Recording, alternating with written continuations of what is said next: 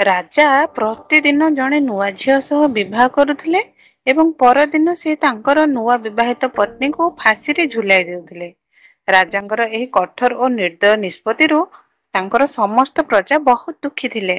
ରାଜାଙ୍କର ମନ୍ତ୍ରୀ ଓ ଦରବାରୀମାନେ ତାଙ୍କଠାରୁ ଅତ୍ୟନ୍ତ ଅସୁବିଧାରେ ଥିଲେ, କିନ୍ତୁ ସେମାନଙ୍କର ଏତେ ସାହସ ନଥିଲା ଯେ ସେମାନେ ରାଜାଙ୍କ ସାମ୍ନାରେ ନିଜର ଅସନ୍ତୋଷ ପ୍ରକାଶ କରିପାରନ୍ତି କିମ୍ବା ତାଙ୍କୁ ବୁଝାଇବାର ଚେଷ୍ଟା କରିପାରନ୍ତି। ସମଗ୍ର ରାଜ୍ୟରେ ଏକ ଅଜଣା ଭୟ ଓ ନୀରବତା ବ୍ୟାପି ଯାଇଥିଲା। ରାଜ୍ୟର ଲୋକମାନେ କେବଳ ଏତିକି ଜାଣିଥିଲେ ଯେ ରାଜା ପ୍ରତିଦିନ ଜଣେ ନୂଆ ଝିଅ ସହ ବିବାହ କରନ୍ତି ଏବଂ ପରଦିନ ସକାଳେ ତାକୁ ମୃତ୍ୟୁ ଦଣ୍ଡ ଦିଅନ୍ତି। କିନ୍ତୁ ସେ ଏପରି କାହିଁକି କରୁଛନ୍ତି, ଏହା ପଛରେ କାରଣ କେହି ଜାଣିନଥିଲେ। ରାଜ୍ୟର ଦକ୍ଷିଣ ପ୍ରାନ୍ତରେ ଘନ ଜଙ୍ଗଲ ମଧ୍ୟରେ ଜଣେ ବୃଦ୍ଧ ଯାଦୁଗର ବିଶ୍ଵନାଥ ତାଙ୍କର ଝିଅ ରୂପଲତା ସହ ରହୁଥିଲେ। ସେ ରାଜାଙ୍କର କାର୍ଯ୍ୟକଳାପ ବିଷୟରେ ଭଲ ଭାବେ ଜାଣିଥିଲେ, ତେଣୁ ସମୟ ଥାଉଁ ଥାଉଁ ସେ ନଗର ଛାଡି ଜଙ୍ଗଲରେ ରହିବା ଆରମ୍ଭ କରିଥିଲେ। ତାଙ୍କର ଝିଅ ରୂପଲତା ଅତ୍ୟନ୍ତ ସୁନ୍ଦରୀ ଓ ବୁଦ୍ଧିମତୀ ଝିଅ ଥିଲେ। ସେ ତାଙ୍କ ପିତାଙ୍କ ପାଖକୁ ଆସୁଥିବା ପ୍ରତ୍ୟେକ ବ୍ୟକ୍ତିଙ୍କର ସାହାଯ୍ୟ କରୁଥିଲେ। ଯଦି କୌଣସି ଅସୁସ୍ଥ ବ୍ୟକ୍ତି ଆସୁଥିଲେ, ସେ ତାଙ୍କୁ ଔଷଧ ତିଆରି କରି ସୁସ୍ଥ କରି ଦେଉଥିଲେ। ଯଦି କୌଣସି ଦୁଃଖୀ ଆତ୍ମା ତାଙ୍କ ପାଖକୁ ଆସୁଥିଲେ, ସେ ନିଜର କଥାବାର୍ତ୍ତା ଦ୍ଵାରା ତାଙ୍କୁ ଶାନ୍ତି ପ୍ରଦାନ କରୁଥିଲେ। ଦିନେ ଯେତେବେଳେ ବିଶ୍ଵନାଥଙ୍କୁ କିଛି କାମରେ ନଗରକୁ ଯିବାକୁ ପଡିଲା, ରୂପଲତା ମଧ୍ୟ ଜିଦ୍ କରି ତାଙ୍କ ସହ ଚାଲି ପଡିଲେ। ଯେତେବେଳେ ଉଭୟ ନଗରରେ ପ୍ରବେଶ କରି ଦ୍ୱାର ନିକଟରେ ପହଞ୍ଚିଲେ, ସେତେବେଳେ ନଗରରୁ କାନ୍ଦୁଥିବା ଲୋକମାନେ ରାଜାଙ୍କୁ ଅଭିଶାପ ଦେଉଥିବା ଅବସ୍ଥାରେ ଆସୁଥିଲେ, ଯେଉଁମାନେ ରାଜାଙ୍କ ଦ୍ଵାରା ଫାଶୀ ଦିଆଯାଇଥିବା ଜଣେ ଝିଅର ମୃତ ଶରୀରକୁ ଉଠାଇ ନେଉଥିଲେ। ବୃଦ୍ଧ ଯାଦୁଗର ବିଶ୍ଵନାଥ ସେମାନଙ୍କୁ ଦେଖି ସମସ୍ତ ଘଟଣା ବୁଝିଗଲେ। ସେ ତୁରନ୍ତ ତାଙ୍କ ଝିଅକୁ ସେଠାରୁ ଚାଲିଯିବାକୁ କହିଲେ। କିନ୍ତୁ ରୂପଲତା ଯେତେବେଳେ ସେହି କାନ୍ଦୁଥିବା ଲୋକମାନଙ୍କୁ ଦେଖିଲେ, ତାଙ୍କର ହୃଦୟ ଦବିଭୂତ ହେଲା। ସେ କହିଲେ, ନା ପିତାଜୀ, ପ୍ରଥମେ ମତେ ଜାଣିବାକୁ ପଡିବ ଯେ ଏହି ଲୋକମାନେ ଏତେ ଦୁଃଖୀ କାହିଁକି ଓ ରାଜାଙ୍କୁ କାହିଁକି ଭଲ ମନ୍ଦ କହୁଛନ୍ତି। ବିଶ୍ଵନାଥ ବହୁତ ବୁଝାଇବା ପରେ ରୂପଲତା ସେଠାରୁ ଗଲେ ନାହିଁ। ଯେତେବେଳେ ରୂପଲତା କିଛି ଲୋକଙ୍କୁ ଏହାର କାରଣ ପଚାରିଲେ, ଲୋକମାନେ ତାଙ୍କୁ ଅଜଣା ଦୃଷ୍ଟିରେ ଦେଖି କହିଲେ, ତୁମେ କିଛି ଜାଣିନାହଁ। ରୂପଲତା ମନା କରିବା ପରେ ଲୋକମାନେ ନିଜର ସମସ୍ତ ଦୁଃଖ ଭରା କାହାଣୀ ତାଙ୍କ ଆଗରେ କହିଦେଲେ। ସବୁ କଥା ଶୁଣି ରୂପଲତା ସ୍ତବ୍ଧ ହୋଇଗଲେ, ଆଶ୍ଚର୍ଯ୍ୟ ହେଲେ। କିଛି ସମୟ ପରେ ଯେତେବେଳେ ସେ ନିଜର ସଂଜ୍ଞା ଫେରାଇ ପାଇଲେ, ସେ ତାଙ୍କ ପିତାଙ୍କୁ କହିଲେ, ପିତାଜୀ, ମୁଁ ରାଜାଙ୍କ ସହ ବିବାହ କରିବାକୁ ଚାହୁଁଛି। ଝିଅର ମୁଖରୁ ଏହି କଥା ଶୁଣି ବିଶ୍ଵନାଥ ସ୍ତବ୍ଧ ହୋଇଗଲେ। ସେ ଆଶ୍ଚର୍ଯ୍ୟ ହୋଇ କହିଲେ, ଝିଅ, ତୁମେ ପାଗଳ ହେଇଗଲ ନା କଣ ଯେ ଏପରି କଥା କହୁଛ? ତୁମେ ଏବେ ଏବେ ଶୁଣି ନାହଁ କି ରାଜା ପରଦିନ ନିଜର ପତ୍ନୀକୁ ହତ୍ୟା କରାଇ ଦିଅନ୍ତି? ରୂପଲତା କହିଲେ, ପିତାଜୀ, ମୁଁ ଭଲ ଭାବେ ଜାଣିଛି ମୁଁ କଣ କହୁଛି। ଆପଣ ମୋତେ କେବଳ ରାଜାଙ୍କ ପାଖକୁ ଯିବାର ଅନୁମତି ଦିଅନ୍ତୁ। ଯଦି ମୁଁ ମୋର ବୁଦ୍ଧି ଓ ସତ୍ୟର ବଳରେ ଜଣେ ନିର୍ଦ୍ଦୟ ବ୍ୟକ୍ତିକୁ ବଦଳାଇ ପାରେ, ତେବେ ଏହା ମୋ ଜୀବନର ସବୁଠାରୁ ବଡ ସଫଳତା ହେବ। ନଚେତ ଦିନେ ତ ସମସ୍ତଙ୍କୁ ମରିବାକୁ ପଡିବ। ଆଉ କାହାର ମୃତ୍ୟୁ ରାଜାଙ୍କ ହାତରେ ନୁହେଁ, ବରଂ ଉପରେ ଥିବା ସେହି ଈଶ୍ୱରଙ୍କ ହାତରେ ଅଛି। ବହୁତ କହିବା ଓ ଶୁଣିବା ପରେ ବିଶ୍ଵନାଥଙ୍କୁ ନାହିଁ ନାହିଁ ତାଙ୍କ ଝିଅର ଜିଦ୍ ଆଗରେ ମୁଣ୍ଡ ନୁଆଇବାକୁ ପଡିଲା। ସେ ଭାରି ହୃଦୟରେ ତାଙ୍କ ଝିଅକୁ ରାଜାଙ୍କ ପାଖକୁ ଯିବାର ଅନୁମତି ଦେଲେ। ପିତାଙ୍କ ଆଦେଶ ପାଇବା ପରେ ରୂପଲତା ତାଙ୍କୁ ପ୍ରଣାମ କଲେ ଓ ଏକ ଦୃଢ ନିଶ୍ଚୟ ସହ ରାଜାଙ୍କ ମହଲ ଆଡେ ଚାଲି ପଡିଲେ। ଆଖିର କାହିଁକି ରାଜା ବିବାହର ଗୋଟିଏ ଦିନ ପରେ ତାଙ୍କ ନୂଆ ବିବାହିତ ପତ୍ନୀଙ୍କୁ ଫାଶୀରେ ଝୁଲାଇ ଦେଉଥିଲେ? ଆରମ୍ଭରୁ ରାଜା ଏତେ ନିର୍ଦ୍ଦୟ ଓ କ୍ରୁର ନଥିଲେ। ସେ ଜଣେ ନେକ୍ ହୃଦୟର ଓ ପ୍ରଜାଙ୍କର ଯତ୍ନ ନେଉଥିବା ପ୍ରଜାପାଳକ ରାଜା ଥିଲେ। ଯେତେବେଳେ ସେ ବିବାହ ଯୋଗ୍ୟ ହେଲେ, ତାଙ୍କର ପିତା ପଦ୍ମନାଥଙ୍କର ତାଙ୍କର ବିବାହ ମଣିମାଳା ନାମକ ଜଣେ ସୁନ୍ଦରୀ ଯୁବତୀଙ୍କ ସହ କରାଇଦେଲେ। ମଣିମାଳା ତାଙ୍କ ନାମ ଅନୁସାରେ ଅତ୍ୟନ୍ତ ସୁନ୍ଦରୀ ଓ ଆକର୍ଷଣୀୟ ମହିଳା। ରାଜା ସୂର୍ଯ୍ୟଦେବ ମଧ୍ୟ ତାଙ୍କର ରୂପରେ ମୁଗ୍ଧ ହୋଇଗଲେ। ସେ ମନ ପ୍ରାଣରୁ ତାଙ୍କ ପତ୍ନୀକୁ ପ୍ରେମ କରିବାକୁ ଲାଗିଲେ। ସବୁ କିଛି ଠିକ ଚାଲୁଥିଲା, କିନ୍ତୁ ଦିନେ ଏପରି ଘଟଣା ଘଟିଲା ଯେ ରାଜାଙ୍କର ପାଦ ତଳୁ ମାଟି ଖସିଗଲା। ଦିନେ ଯେତେବେଳେ ରାଜା କଚେରୀରୁ ସିଧା ରାଣୀଙ୍କ ମହଲ ଆଡେ ଗଲେ, ରାଣୀଙ୍କ କୋଠରୀରେ ପହଞ୍ଚିଲେ, ସେତେବେଳେ ସେ ତାହା ଦେଖି ସେ ସ୍ତବ୍ଧ ହୋଇଗଲେ। ତାଙ୍କର ପତ୍ନୀ ମଣିମାଳା ଜଣେ ଦାସଙ୍କ ସହ ପ୍ରେମ କରୁଥିଲା। ଏହା ଦେଖି ରାଜା ସୂର୍ଯ୍ୟଦେବଙ୍କର ସମଗ୍ର ସଂସାର ଉଜୁଡିଗଲା। ସେ ତୁରନ୍ତ ତାଙ୍କ ପତ୍ନୀ ମଣିମାଳା ଓ ସେହି ଦାସଙ୍କୁ ଜୀବନ୍ତ ଅବସ୍ଥାରେ ଗୋଟିଏ କାନ୍ଥରେ ଚିପକେଇ ଦେଲେ। ମଣିମାଳାଙ୍କ ମୃତ୍ୟୁ ପରେ ରାଜା ଗୁମନାମୀର ସମୁଦ୍ରରେ ବୁଡି ଚାଲିଲେ। ସେ ସମସ୍ତଙ୍କ ସହ ମିଳାମିଶା ବନ୍ଦ କରିଦେଲେ। କଚେରୀ ଦରବାର ସବୁ ଛାଡିଦେଲେ। କେବଳ ଗୋଟିଏ ଅନ୍ଧକାର କୋଠରୀରେ ନିଜକୁ ବନ୍ଦ କରି ରଖିଲେ। ଯେତେବେଳେ ରାଜା ଆଖି ବନ୍ଦ କରୁଥିଲେ, ତାଙ୍କ ପତ୍ନୀ ଓ ଦାସଙ୍କର ସେହି ଦୃଶ୍ୟ ବାରମ୍ବାର ମନେ ପଡୁଥିଲା। ସମୟ ବିତି ଚାଲିଲା, କିନ୍ତୁ ସେହି ଦୃଶ୍ୟ ରାଜାଙ୍କ ମନ ଓ ମସ୍ତିଷ୍କରୁ ମିଟି ନଥିଲା। ସେହିଠାରୁ ରାଜାଙ୍କ ଭିତରେ ଏକ ରାକ୍ଷସ ଜନ୍ମ ନେଲା। ଏବେ ସେ ପ୍ରତିଶୋଧର ନିଆଁରେ ଜଳିବାକୁ ଲାଗିଲେ। ରାଜା ଦେଶର ଉତ୍କୃଷ୍ଟ ଚିତ୍ରକରମାନଙ୍କୁ ଡକାଇ ରାଣୀ ଓ ଦାସଙ୍କର ସେହି ଦୃଶ୍ୟ ଯଥାଯଥ ଚିତ୍ରିତ କରାଇଲେ। ପରେ ସେହି ଚିତ୍ରକୁ ନିଜର ସୈନ୍ୟ କୋଠରୀର କାନ୍ଥରେ ଟଙ୍ଗାଇ ଦେଲେ। ତାଙ୍କର ପତ୍ନୀଙ୍କର ବେଇମାନିରୁ ରାଜା ଏତେ ଆଘାତ ପାଇଲେ ଯେ ଏବେ ତାଙ୍କୁ ସମସ୍ତ ମହିଳା ଜାତି ବେଇମାନ ମନେ ହେଉଥିଲେ। ତାଙ୍କ ହୃଦୟରେ ମହିଳାମାନଙ୍କ ପ୍ରତି ଯେଉଁ ଘୃଣାର ନିଆଁ ଜଳିଲା, ତାହା କେବେ ମଧ୍ୟ ଲିଭି ନଥିଲା। ତେଣୁ ସେହି ଅବିସ୍ମରଣୀୟ ପୀଡ଼ାକୁ ବନ୍ଦୀ କରିବା ପାଇଁ ସେ ସେହି ଚିତ୍ରକୁ ନିଜ ସାମ୍ନାରେ ରଖିଲେ, ଯାହାଦ୍ୱାରା ସେ କେବେ ଭୁଲି ନ ପାରନ୍ତି। କ୍ରୋଧ ଓ ପ୍ରତିଶୋଧର ନିଆଁରେ ଜଳୁଥିବା ରାଜା ଏକ ଭୟଙ୍କର ନିଷ୍ପତ୍ତି ନେଲେ। ଏବେ ସେ ପ୍ରତିଦିନ ଜଣେ ନୂଆ ମହିଳା ସହ ବିବାହ କରିବେ ଓ ପରଦିନ ସକାଳେ ତାକୁ ମୃତ୍ୟୁ ଦଣ୍ଡ ଦେବେ। ଆରମ୍ଭରେ ରାଜାଙ୍କର ଏହି ଦୁଃଖଦ ଓ ଅମାନବୀୟ ନିଷ୍ପତ୍ତି ଉପରେ ମନ୍ତ୍ରୀମାନେ ତାଙ୍କୁ ବହୁତ ବୁଝାଇବାକୁ ଚେଷ୍ଟା କଲେ, କିନ୍ତୁ ରାଜା କାହାର କଥା ଶୁଣିଲେ ନାହିଁ। ତାଙ୍କର ହୃଦୟ ଏବେ ପଥର ହୋଇଯାଇଥିଲା। ସେହି ସମୟରୁ ରାଜା ନିର୍ଦ୍ଦୟତା ଓ କ୍ରୂରତାରେ ଭରା ଜୀବନଯାପନ କରୁଥିଲେ। ଏପଟେ ଯାଦୁକର ବିଶ୍ୱନାଥଙ୍କର ଝିଅ ରୂପଲତା ମଧ୍ୟ ରାଜାଙ୍କ ମହଲରେ ପହଞ୍ଚିଗଲେ। ସେ ମହଲର ପ୍ରହରୀଙ୍କୁ କହିଲେ, ମୋତେ ରାଜାଙ୍କ ସହ ଦେଖା କରିବାକୁ ଅଛି। ମୁଁ ତାଙ୍କର ପତ୍ନୀ ହେବାକୁ ଚାହୁଁଛି। ଏହା ଶୁଣି ପ୍ରହରୀ ତାଙ୍କୁ ଅଜଣା ଦୃଷ୍ଟିରେ ଚାହିଁଲା, ଯେମିତି ତାଙ୍କୁ ବିଶ୍ୱାସ ହେଉନଥିଲା ଯେ କେହି ଏପରି ଝିଅ ନିଜର ଜୀବନକୁ ବିପଦରେ ପକାଇବାକୁ ଆସିଛି। ପରେ ସେ ଚୁପଚାପ ତାଙ୍କର ସନ୍ଦେଶ ରାଜାଙ୍କ ପାଖକୁ ପଠାଇଦେଲେ। ରାଜା ଏହା ଶୁଣି ଆଶ୍ଚର୍ଯ୍ୟ ହେଲେ। ସେ ଭାବିଲେ, ଏ କିପରି ଝିଅ ଯେ ନିଜର ମୃତ୍ୟୁକୁ ନିଜେ ଆଲିଙ୍ଗନ କରିବାକୁ ଚାହୁଁଛି।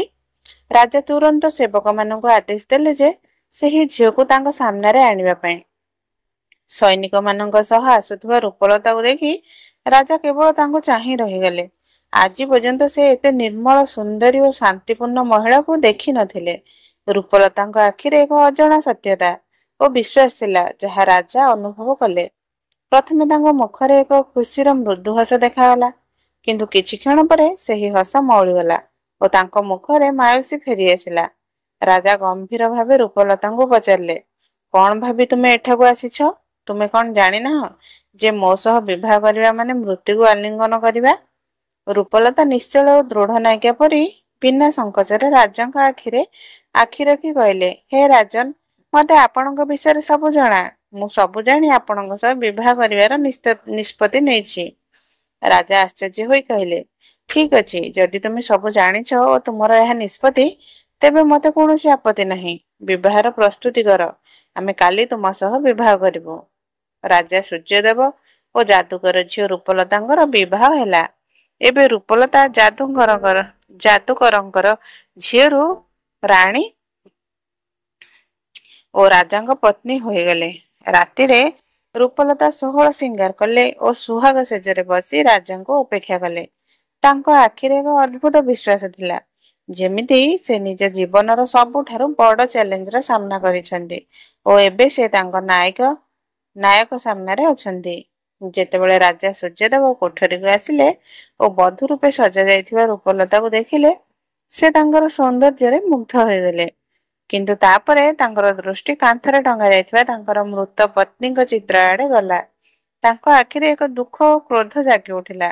ସେହି ଚିତ୍ର ରାଜାଙ୍କର ସମସ୍ତ ସ୍ମୃତିକୁ ପୁନର୍ଜନ୍ମ ଦେଲା ଓ ତାଙ୍କ ଆଖିରେ ମହିଳାମାନଙ୍କର ବେଇମାନିର ନିଆଁ ପୁଣି ଜଳି ଉଠିଲା। କିନ୍ତୁ ରାଜାଙ୍କ ହୃଦୟରେ ଏକ କୋଣରେ ରୂପଲତାଙ୍କର ସାହସ, ସରଳତା ଓ ସୌନ୍ଦର୍ଯ୍ୟକୁ ଦେଖି ଏକ ଅଲଗା ସ୍ଥାନ କିମ୍ବା ସମ୍ମାନ ସୃଷ୍ଟି ହୋଇଥିଲା। ରାଜା କ୍ରୋଧରେ କହିଲେ, ତୁମେ ଏହି ବୋକାମି କାହିଁକି କଲ? ଜାଣିଥାଅ ଯେ କାଲି ସକାଳେ ଆମେ ତୁମକୁ ହତ୍ୟା କରାଇବୁ। ତୁମେ କଣ ବିବାହିତା ରାଣୀ ହେବାକୁ ଆସିଛ? ତୁମକୁ କଣ ହେଇଛି?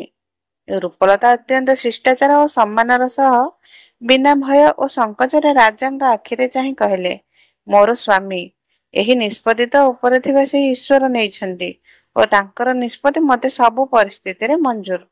ରାଜା କହିଲେ, ସକାଳେ ତୁମ ସହ କଣ ହେବ ଜାଣିଥାଅ। ରାଣୀ ରୂପଲତା କହିଲେ, ମହାରାଜ, ମୁଁ ଭଲ ଭାବେ ଜାଣିଛି ଯେ ସକାଳ ହେବା ମାତ୍ରେ ଆପଣ ମୋତେ ମାରିଦେବେ।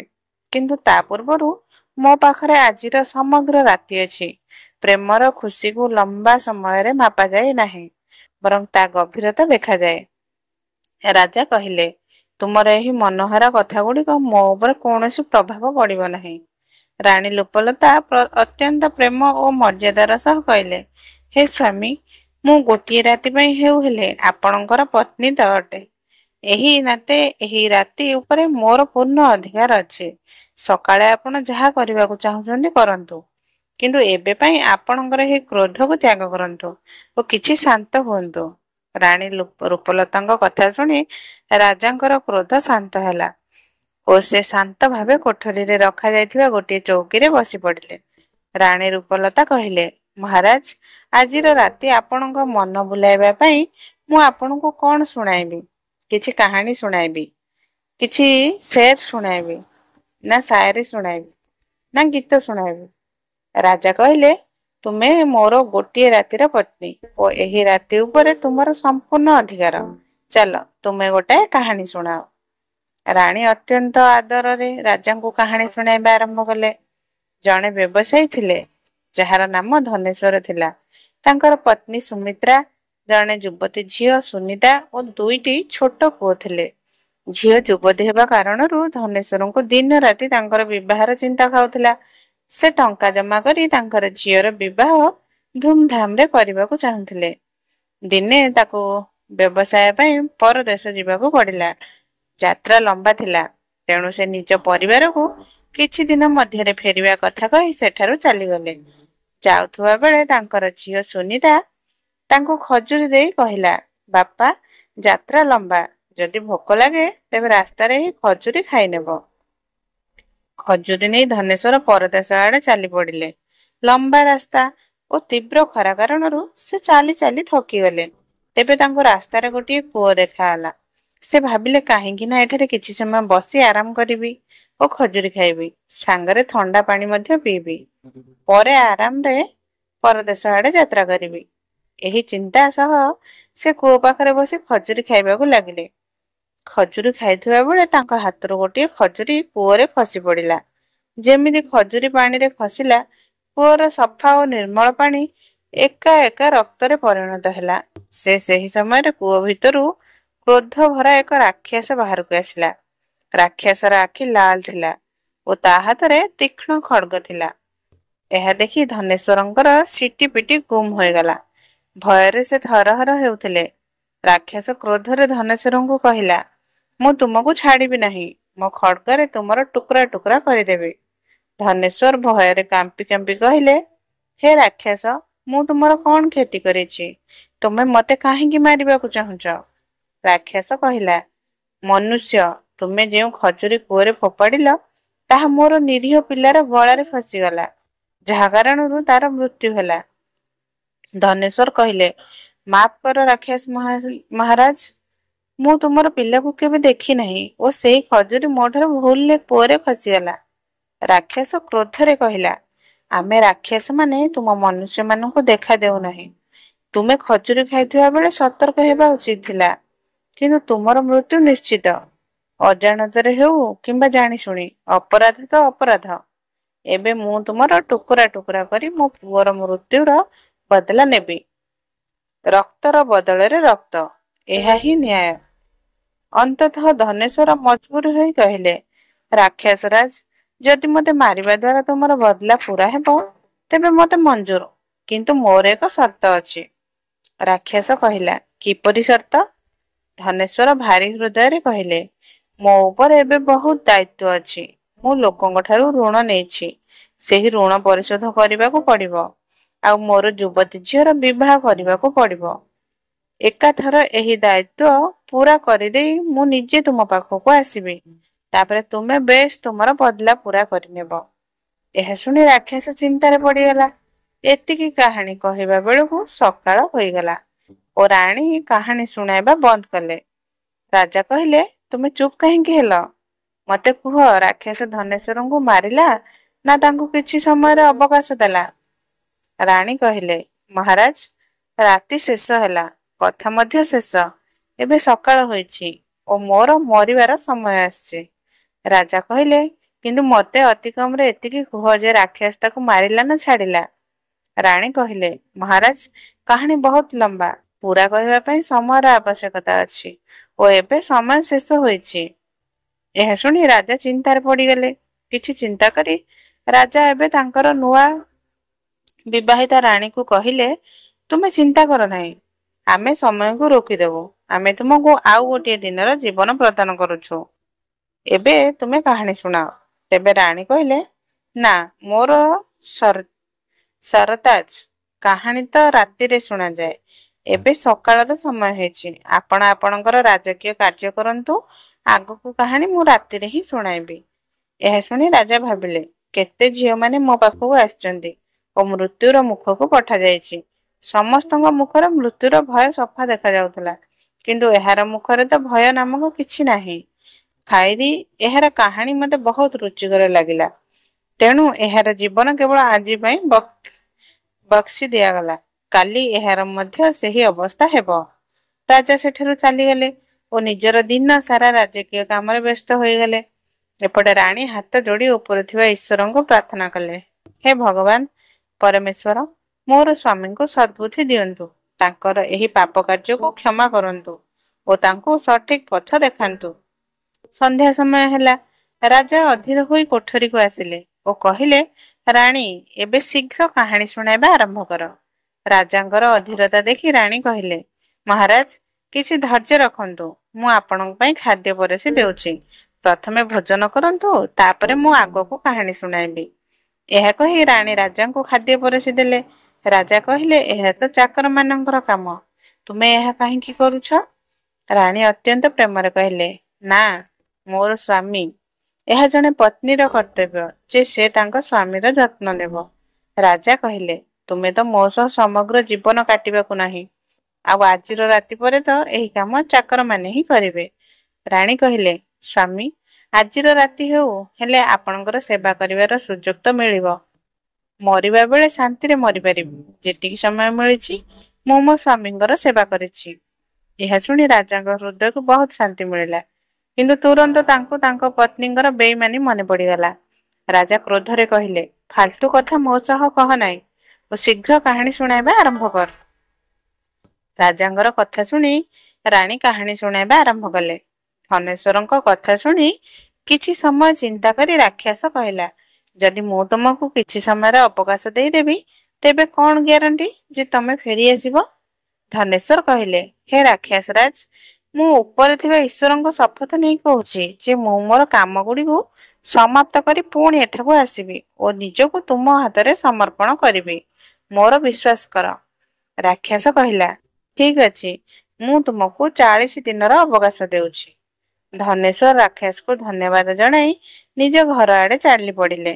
କିଛି ଦିନର ଯାତ୍ରା ପରେ ସେ ନିଜ ଘରେ ପହଞ୍ଚିଗଲେ। ଧନେଶ୍ୱରଙ୍କୁ ଘରେ ଆସିଥିବା ଦେଖି ତାଙ୍କର ପତ୍ନୀ ସୁମିତ୍ରା ଓ ପିଲାମାନେ ଖୁସି ହେଲେ। ତାଙ୍କର ପତ୍ନୀ କହିଲେ, ସ୍ୱାମୀ, ଆପଣ ନିଶ୍ଚୟ ଥକି ଯାଇଥିବେ। ହାତ ମୁହଁ ଧୋଇ ନିଅନ୍ତୁ, ମୁଁ ଆପଣଙ୍କ ପାଇଁ ଖାଦ୍ୟ ପରଷୁଛି। ଏଥର ଜାଣିନାହିଁ କାହିଁକି ମୋ ହୃଦୟ ବହୁତ ଘାବରି ଯାଇଥିଲା। ଈଶ୍ୱରଙ୍କୁ ଧନ୍ୟବାଦ, ଆପଣ ସୁରକ୍ଷିତ ଭାବେ ଘରକୁ ଫେରିଛନ୍ତି। ପତ୍ନୀଙ୍କ ମୁଖରୁ ଏହି କଥା ଶୁଣି ଧନେଶ୍ୱର ହୃଦୟ ଅନ୍ତରରୁ ପୀଡ଼ାରେ ତଡ଼ପି ଉଠିଲା। ସେ ଭାବିଲେ, ଯେତେବେଳେ ମୁଁ ସଦାବେଳେ ଚାଲିଯିବି, ତେବେ ମୋ ପତ୍ନୀ ଓ ପିଲାମାନଙ୍କର କଣ ହେବ? ଧନେଶ୍ୱର କାଗଜରେ ନିଜର ଜୀବନରେ ବଞ୍ଚିଥିବା ଦିନଗୁଡ଼ିକୁ ଲେଖୁଥିଲେ। ଧୀରେ ଧୀରେ ସମୟ ବିତୁଥିଲା। ତାଙ୍କର ଜୀବନର ବଞ୍ଚିଥିବା ଦିନ ଗୁଡ଼ିକ ଧୀରେ ଧୀରେ କମୁଥିଲା। ସେ ନିଜ ଝିଅ ସୁନିତା ପାଇଁ ଯୋଗ୍ୟ ବର ଦେଖି ତାଙ୍କର ବିବାହ କରାଇ ତାଙ୍କୁ ବିଦାୟ ଦେଲେ। ଖୁସି ଶହ ଶହ ଧନେଶ୍ୱର ଅନ୍ତରରୁ ଦୁଃଖୀ ମଧ୍ୟ ଥିଲେ, କାରଣ ଆଜି ତାଙ୍କର ଶେଷ ରାତି ଥିଲା। କାଲି ତାଙ୍କର ଶେଷ ଦିନ ଥିଲା। କାଲି ସେହି ରାକ୍ଷସ ତାଙ୍କୁ ଟୁକୁରା ଟୁକୁରା କରିଦେବ। ଧନେଶ୍ୱର ଶଯ୍ୟାରେ ପଡ଼ି ପଡ଼ି ଏହା ସବୁ ଚିନ୍ତା କରୁଥିଲେ। ନିଦ ତାଙ୍କ ଆଖିରୁ କୋଶ ଦୂରରେ ଥିଲା। ତାଙ୍କୁ ବାରମ୍ବାର ଏହି ଚିନ୍ତା ଖାଉଥିଲା ଯେ ତାଙ୍କ ମରିବା ପରେ ତାଙ୍କ ପତ୍ନୀ ଓ ପିଲାମାନଙ୍କର କଣ ହେବ। ଦୁଃଖୀ ହୃଦୟରେ ଧନେଶ୍ୱର ଉଠି ବସି ପଡ଼ିଲେ ଓ ସିସ୍କି ସିସ୍କି କାନ୍ଦିବାକୁ ଲାଗିଲେ। ତାଙ୍କର କାନ୍ଦ ଶୁଣି ତାଙ୍କର ପତ୍ନୀ ସୁମିତ୍ରା ମଧ୍ୟ ଉଠି ପଡ଼ିଲେ। ଧନେଶ୍ୱରଙ୍କୁ ଏପରି କାନ୍ଦୁଥିବା ଦେଖି ଘାବରି ଯାଇ ସେ ପଚାରିଲେ, ସ୍ୱାମୀ, କଣ ହେଲା? ଆପଣ କାହିଁକି କାନ୍ଦୁଛନ୍ତି? ଧନେଶ୍ୱର ପ୍ରଥମ କଥାକୁ ଏଡ଼ାଇବାକୁ ଚେଷ୍ଟା କଲେ, କିନ୍ତୁ ଯେତେବେଳେ ତାଙ୍କ ପତ୍ନୀ ଅଧିକ ଜୋର ଦେଇ ପଚାରିଲେ, ସେ ଭାଙ୍ଗି ପଡ଼ିଲେ ଓ ସମସ୍ତ କାହାଣୀ କାନ୍ଦି କାନ୍ଦି ତାଙ୍କ ପତ୍ନୀକୁ ଶୁଣାଇଦେଲେ। ସମସ୍ତ କଥା ଶୁଣି ସୁମିତ୍ରାଙ୍କର ହୃଦୟ ମୁହଁରୁ ଆସିଗଲା। ସେ ତଡ଼ପି ଉଠିଲେ ଓ କହିଲେ, ସ୍ୱାମୀ, ଆପଣଙ୍କ ସ୍ଥାନରେ ମୁଁ ସେହି ରାକ୍ଷସ ପାଖକୁ ଯିବି। ମୋତେ ଯାହା ହେଉ, ସେହି ରାକ୍ଷସ ମୋର ଜୀବନ ନେଇଯାଉ, କିନ୍ତୁ ମୁଁ ଆପଣଙ୍କୁ କିଛି ହେବାକୁ ଦେବି ନାହିଁ। କାହାଣୀର ମଝିରେ ରାଜା ବୋଲି ପଡ଼ିଲେ। ବାଃ, କି ମହିଳା! ଏପରି ମହିଳା ମଧ୍ୟ ଦୁନିଆରେ ଅଛନ୍ତି। ଏପରି ନେକ ଓ ବିଶ୍ୱାସୀ ପତ୍ନୀଙ୍କ ଦ୍ୱାରରେ ତ ଫରିସ୍ତାମାନେ ମଧ୍ୟ ନିଜ ମୁଣ୍ଡ ନୁଆଇଁ ଦିଅନ୍ତି। ରାଣୀ କହିଲେ, ବିଲକୁଲ ଠିକ କହିଛନ୍ତି ମହାରାଜ। କିଛି ଖରାପ ଚରିତ୍ରର ମହିଳା ଥାନ୍ତି, ଯେଉଁମାନଙ୍କ କାରଣରୁ ସମସ୍ତ ମହିଳାଙ୍କ ଉପରେ ଆଙ୍ଗୁଳି ଉଠେ, କିନ୍ତୁ ସମସ୍ତଙ୍କୁ ଏକାପରି ଭାବି ନିଆଯାଏ। ଏହା ଶୁଣି ରାଜା ଚିନ୍ତାରେ ପଡ଼ିଗଲେ। ରାଣୀ ପୁଣି ଆଗକୁ କାହାଣୀ ଶୁଣାଇବା ଆରମ୍ଭ କଲେ। ଧନେଶ୍ୱର ତାଙ୍କ ପତ୍ନୀକୁ ବୁଝାଇ କହିଲେ, ମୋ କଥା କୁହ ନାହିଁ, ପ୍ରିୟ। ମରୁଥିବା ଲୋକମାନେ ମରନ୍ତି। ଯଦି ତୁମକୁ କିଛି ହୁଏ, ତେବେ ମୋ ଉପରେ ଧିକ୍କାର। ତୁମେ କିପରି କହିଦେଲ ଯେ ତୁମେ ମୋ ସ୍ଥାନରେ ସେହି ରାକ୍ଷସ ପାଖକୁ ଯିବ? ଭୁଲ ତ ମୋ ଠାରୁ ହୋଇଛି। ଏହି ଭୁଲର ଶାସ୍ତି ମୋତେ ହିଁ ଭୋଗିବାକୁ ପଡ଼ିବ। ତୁମେ ମୋ ପିଲାମାନଙ୍କର ଯତ୍ନ ନେବ। ସେମାନଙ୍କୁ ମୋର ଅଭାବ କେବେ ଅନୁଭବ ହେବାକୁ ଦେବ ନାହିଁ। ଧନେଶ୍ୱର ତାଙ୍କ ପତ୍ନୀକୁ ବହୁତ ବୁଝାଇଲେ। ଏହିପରି କଥାବାର୍ତ୍ତାରେ ରାତି ବିତିଗଲା ଓ ସକାଳ ହେଲା। ଧନେଶ୍ୱର ଭାରି ହୃଦୟରେ ତାଙ୍କର ଛୋଟ ପିଲା ଓ ପତ୍ନୀକୁ ଆଲିଙ୍ଗନ କରି ବିଦାୟ ନେଲେ। ସେଠାରୁ ଚାଲି ପଡ଼ିଲେ। ଲମ୍ବା ରାସ୍ତା ଅତିକ୍ରମ କରି ସେ ସେହି ସ୍ଥାନରେ ପହଞ୍ଚିଗଲେ, ଯେଉଁଠାରେ ତାଙ୍କୁ ରାକ୍ଷସ ମିଳିଥିଲା। ଧନେଶ୍ୱର ରାକ୍ଷସକୁ ଡାକିଲେ, ରାକ୍ଷସରାଜ, ମୁଁ ତୁମ ପାଖକୁ ଆସିଛି। ମୋର 40 ଦିନ ପୁରା ହୋଇଛି। ଆସ, ମୋର ଜୀବନ ନେଇ ତୁମେ ତୁମର ବଦଲା ପୂରା କର। ଧନେଶ୍ୱରଙ୍କ କଥା ଶୁଣି ରାକ୍ଷସ ବାହାରକୁ ଆସିଲା ଓ କହିଲା, ତୁମେ ବହୁତ ସାହସୀ ଯେ ଏପରି ନିଜେ ମୃତ୍ୟୁର ମୁଖକୁ ଚାଲି ଆସିଛ। କିନ୍ତୁ ହେ ମନୁଷ୍ୟ, ମୁଁ ତୁମକୁ ମାରିବି ନାହିଁ, କାରଣ ମୁଁ ତୁମକୁ କ୍ଷମା କରିଦେଇଛି। ରାକ୍ଷସ ଆଗକୁ କହିଲା, ଯେତେବେଳେ ତୁମେ ମୋ ଠାରୁ ସମୟ ମାଗିଥିଲ, ସେତେବେଳେ ମୋତେ ତୁମ ଉପରେ ବିଶ୍ୱାସ ନଥିଲା। ତେଣୁ ସେହି ଦିନଠାରୁ ମୁଁ ତୁମର ପଛେ ପଛେ ଲାଗିଥିଲି। ତୁମେ ଯାହା କହିଥିଲ ତାହା ବିଲକୁଲ ସତ୍ୟ ଥିଲା। ଏବେ ଯାଅ ଓ ତୁମର ପତ୍ନୀ ଓ ପିଲାମାନଙ୍କୁ ସମ୍ଭାଳ। ତୁମ ବିନା ସେମାନଙ୍କର କାନ୍ଦି କାନ୍ଦି ଖରାପ ଅବସ୍ଥା ହେଇଛି। ରାକ୍ଷସ ମୁଖରୁ ଏହି କଥା ଶୁଣି ଧନେଶ୍ୱରଙ୍କର ଖୁସିର ସୀମା ରହିଲା ନାହିଁ। ସେ ରାକ୍ଷସକୁ ହାତ ଯୋଡ଼ି ଧନ୍ୟବାଦ ଜଣାଇଲେ। କାହାଣୀ ଶେଷ ହେବା ସମୟରେ ରାଜା ସମ୍ପୂର୍ଣ୍ଣ ଭାବୁକ ହୋଇଗଲେ। ସେ ଏବେ ରାଣୀଙ୍କୁ ପ୍ରେମ ଭରା ଦୃଷ୍ଟିରେ ଚାହିଁଲେ। ରାଣୀ କହିଲେ, ହେ ମହାରାଜ, ସମସ୍ତ ମହିଳା ବିଲକୁଲ ଏକାପରି ନୁହନ୍ତି। ଯେପର୍ଯ୍ୟନ୍ତ ଆପଣ ସେହି ଚିତ୍ରକୁ ଆପଣଙ୍କ କୋଠରୀରୁ ନେଇ ନ ଦେବେ, ସେ ପର୍ଯ୍ୟନ୍ତ ଆପଣଙ୍କର ପୀଡ଼ା କେବେ କମିବ ନାହିଁ ଓ ଆପଣ ପ୍ରତ୍ୟେକ ମହିଳାଙ୍କୁ ଖରାପ ଚରିତ୍ରର ହିଁ ଭାବିବେ। ଏହା ଶୁଣି ରାଜା ତାଙ୍କର ବେଇମାନ ପତ୍ନୀଙ୍କର ସେହି ଚିତ୍ରକୁ ଚିରି ନଷ୍ଟ କରିଦେଲେ। ପରେ ରାଣୀଙ୍କ ହାତକୁ ନିଜ ହାତରେ ଧରି କହିଲେ, ହେ ରାଣୀ, ଆଜି ତୁମେ ମୋ ହୃଦୟକୁ ବଦଳାଇ ଦେଇଛ। ମୁଁ ପାପୀ ହୋଇ କେତେ ପାପ କରିଛି, କିନ୍ତୁ ଆଜି ତୁମେ ମୋର ଆଖି ଖୋଲି ଦେଇଛ। ରାଣୀ କହିଲେ, ହେ ମହାରାଜ, ଆପଣ ମୋତେ ମାରିବାକୁ ଚାହୁଁଥିଲେ। ତେବେ ବେଶ, ମାରିଦିଅନ୍ତୁ, କିନ୍ତୁ ମୋର ଏକ ସର୍ତ୍ତ ଅଛି ଯେ ଆପଣ ମୋତେ ସୈନିକମାନଙ୍କ ହାତରେ ନୁହେଁ, ନିଜେ ନିଜ ହାତରେ ମାରନ୍ତୁ। ମୋତେ ଏହା ବିଲକୁଲ ସହ୍ୟ ନୁହେଁ ଯେ କୌଣସି ସୈନିକ ମୋତେ ହାତ ଲଗାଇବ। ଆପଣଙ୍କ ହାତରେ ମରିଲେ ମୋ ମନକୁ ଶାନ୍ତି ମିଳିବ। ରାଜା କହିଲେ, ନା ମୋ ରାଣୀ, ମୁଁ ତୁମକୁ କିଛି କରିବି ନାହିଁ। ମୋର ଫୋକଲା ଭ୍ରମ ଭାଙ୍ଗି ଏକ ଅପମାନଜନକ ଜୀବନରୁ ବାହାର କରିବା ପାଇଁ ତୁମେ ଦେବୀ ସ୍ୱରୂପ। ମୋ ପ୍ରିୟ, ମୁଁ ସବୁବେଳେ ତୁମକୁ ମୋ ଆଖିର ପତାରେ ବସାଇ ରଖିବି। ମୁଁ ଯେତେ ପାପ କରିଛି, ସମ୍ଭବତଃ ସେଥିପାଇଁ ଉପରେ ଥିବା ଈଶ୍ୱର ମୋତେ କେବେ କ୍ଷମା କରିବେ ନାହିଁ। କିନ୍ତୁ ବଞ୍ଚିଥିବା ଜୀବନରେ ମୁଁ କେବଳ ଖୁସି ବାଣ୍ଟିବାକୁ ଚାହୁଁଛି, ମୋ ପ୍ରଜା ଓ ତୁମ ସହ। ଅନ୍ୟପଟେ ଯେତେବେଳେ ଯାଦୁକର ବିଶ୍ୱନାଥଙ୍କୁ ଜଣାପଡ଼ିଲା ଯେ ତାଙ୍କର ଝିଅ କେବଳ ସୁରକ୍ଷିତ ନୁହେଁ, ବରଂ ରାଜାଙ୍କର ଆଖି ଖୋଲିବା ପାଇଁ ତାଙ୍କର ହତ୍ୟାରୀ ରାଣୀ ହୋଇଛନ୍ତି, ଆଉ ରାଜା ଏବେ ଜଣେ ନେକ ମନୁଷ୍ୟ ହୋଇଛନ୍ତି, ତେବେ ତାଙ୍କର ଖୁସିର ସୀମା ରହିଲା ନାହିଁ। ରାଜା ସୂର୍ଯ୍ୟଦେବ ଓ ରାଣୀ ରୂପଲତା ଏକ ହସ ଖୁସି ଜୀବନ ଯାପନ କଲେ। ଧନେଶ୍ୱର ନିଜର ଭୁଲର ଶାସ୍ତି ସ୍ୱୀକାର କଲେ, କିନ୍ତୁ ତାଙ୍କର ପତ୍ନୀ ସୁମିତ୍ରା ଓ ଝିଅ ସୁନୀତାଙ୍କର ନିଷ୍ଠା ଓ ପ୍ରେମ ତାଙ୍କୁ ଅନ୍ତତଃ ଏକ ନୂଆ ପଥ ଦେଖାଇଲା। ରାକ୍ଷସ ତାଙ୍କର ଇମାନଦାରୀ ଓ ସମର୍ପଣ ଦେଖି ତାଙ୍କୁ କ୍ଷମା କରିଦେଲେ ଓ ସେ ଘରକୁ ଫେରିବାରେ ସଫଳ ହେଲେ। ରାଜା ରାଣୀଙ୍କର ବୁଦ୍ଧିମତ୍ତା ଓ ତ୍ୟାଗକୁ ବୁଝିଲେ ଓ ନିଜର ପୁରୁଣା ପୀଡ଼ାରୁ ମୁକ୍ତି ପାଇଲେ। ଏହି କାହାଣୀ କହୁଛି ଯେ ସତ୍ୟ, ପ୍ରେମ ଓ ନୈତିକତାର ଶକ୍ତି ଦ୍ୱାରା ହିଁ ଜୀବନରେ ପରିବର୍ତ୍ତନ ଆଣିହେବ। ରାଜା ସୂର୍ଯ୍ୟଦେବ ଯେ ମହିଳାମାନଙ୍କୁ କେବଳ ନିଜର ଅହଙ୍କାରର ଶିକାର ବନାଉଥିଲେ, ଆଜି ନିଜେ ସମୟର ଚକ୍ରରେ ଫସି ପଡ଼ିଥିଲେ। ରାଣୀ ରୂପଲତାଙ୍କର ବୁଦ୍ଧିମତ୍ତା ଓ ସାହସ କେବଳ ତାଙ୍କର କ୍ରୂରତାର ଅନ୍ତ କରିନଥିଲା, ବରଂ ସମଗ୍ର ରାଜ୍ୟକୁ ଏକ ନୂଆ ପଥ ଦେଖାଇଥିଲା। ବନ୍ଧୁଗଣ, ଏହି କାହାଣୀ କେବଳ ରାଜା ଓ ରାଣୀଙ୍କର ନୁହେଁ, ବରଂ ସେହି ସତ୍ୟର ମଧ୍ୟ ଯେ ଆମକୁ ଶିଖାଉଛି ଯେ ଅହଙ୍କାର ଓ ଅନ୍ୟାୟ ଅଧିକ ସମୟ ଟିକି ପାରି ନଥାଏ। ଯେ ଅନ୍ୟମାନଙ୍କ ସହ ଛଳନା କରେ, ତାକୁ ଦିନେ ନିଜର ଛଳନାର ଜାଲରେ ଫସିବାକୁ ପଡ଼ିଥାଏ। ବନ୍ଧୁଗଣ, ମୋତେ ଆଶା ଅଛି ଯେ ଏହି କାହାଣୀରୁ ଆପଣମାନେ କିଛି ଶିଖିବାକୁ ପାଇଥିବେ। ଯଦି ଭିଡ଼ିଓ ଆପଣଙ୍କୁ ପସନ୍ଦ ହେଇଛି, ତେବେ ଭିଡ଼ିଓକୁ ଲାଇକ୍ କରନ୍ତୁ, କମେଣ୍ଟରେ ଜୟ ମାତା ଦି ନିଶ୍ଚୟ ଲେଖନ୍ତୁ। ଆମେ ଆପଣଙ୍କ ସହ ପୁଣି କୌଣସି ନୂଆ ଭିଡ଼ିଓରେ ଭେଟିବୁ। ସେ ପର୍ଯ୍ୟନ୍ତ ନିଜର ଯତ୍ନ ନିଅନ୍ତୁ। ଜୟ ମାତା ଦି।